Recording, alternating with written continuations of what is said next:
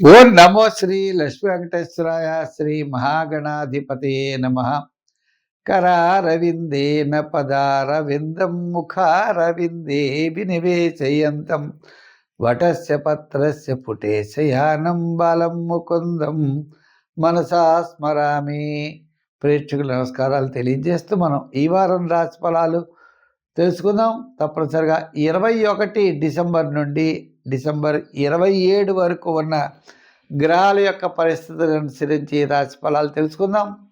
మనం ఈ వారాల యొక్క గ్రహస్థితి పరిస్థితులను అనుసరించి మిథున రాశిలో గురుడు, సింహరాశిలో కేతువు, కుంభరాశిలో రాహు, మీనరాశిలో రాహు శని, అదేవిధంగా మనకి ధనుర్రాశిలోకి వచ్చేటప్పటికి ధనుర్రాశిలో రవి, కుజుడు, శుక్రుడు, అలాగే వృశ్చిక రాశిలో బుధుడు.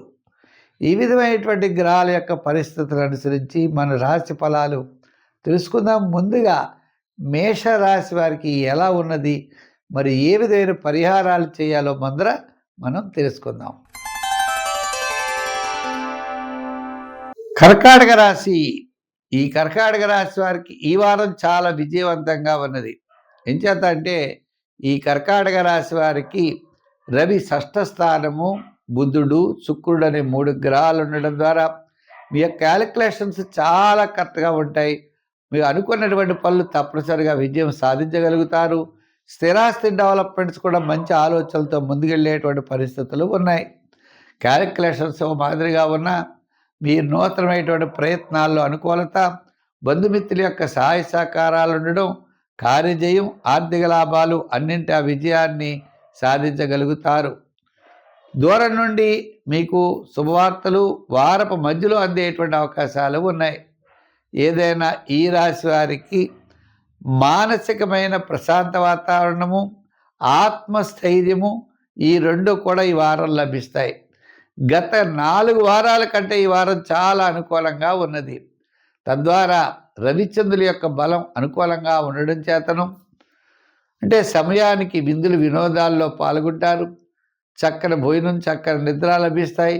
అనుకున్నటువంటి కార్యక్రమాలన్నీ కూడా ప్రశాంత వాతావరణంలో ఈ వారం జరగడం ద్వారా గత 4 వారాల కంటే ఈ వారం చాలా అనుకూలంగా ఉంటుంది.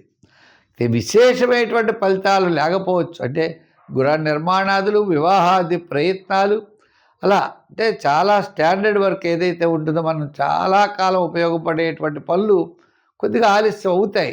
జనరల్గా ఏ విధమైనటువంటి ఇబ్బంది లేనటువంటి వారం ఈ వారం. అంతేకాకుండా మీకు రావలసినటువంటి పాత బకాయిలు వార ప్రారంభంలో కాస్త వసూలు అవ్వడానికి అవకాశాలు ఉన్నాయి. చిన్న చిన్న విషయాల్లో జాగ్రత్తలు తీసుకోవాల్సిన అవసరం కనపడుతోంది.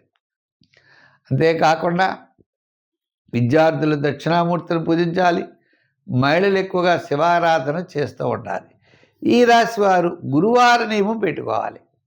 గురువారం నాడు తప్పనిసరిగా దక్షిణామూర్తిని పూజించండి. దక్షిణామూర్తి యొక్క స్తోత్రాన్ని వినండి.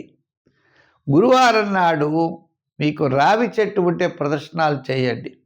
రావి చెట్టు దగ్గర దీపం పెట్టండి. సత్ఫలితాలు పొందుతారు. సంఖ్యల్లో 2, రంగుల్లో తెలుపు ఎక్కువగా వాడండి.